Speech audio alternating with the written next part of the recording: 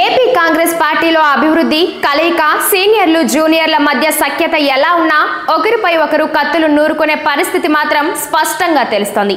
మొదటి నుంచి కొందరు నాయకులు పార్టీ బాధ్యతలు చేపట్టిన వైఎస్ షర్మిలను విభేదిస్తున్నారు. ఆమె నాయకత్వాన్ని తొలినాళ్లలో స్వాగతించిన వారు కూడా షర్మిల సొంత ఎజెండా అమలు చేస్తున్నారని, టికెట్లను కూడా వేరే రూపంలో ఇస్తున్నారని గత ఏడాది ఎన్నికలకు ముందు కూడా ఆరోపించారు.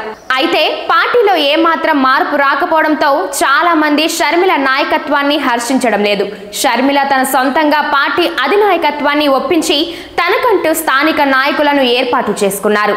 ఇది సీనియర్లను మరింత డిసప్పాయింట్ చేసింది. కృష్ణా జిల్లాకు చెందిన సీనియర్ నాయకురాలు సుంకర పద్మశ్రీని షర్మిల ఉపాధ్యక్ష పదవి నుంచి తప్పించి కొన్నాళ్లు సస్పెండ్ కూడా చేయించారు. పద్మశ్రీ తనకంటూ ఒక గ్రూప్ ఏర్పాటు చేసుకోవడంతో షర్మిల ఇండైరెక్ట్ వార్నింగ్ ఇచ్చారు. ఈ సిచ్యువేషన్స్ కాంగ్రెస్ పార్టీకి ఇబ్బందిగా మారాయి.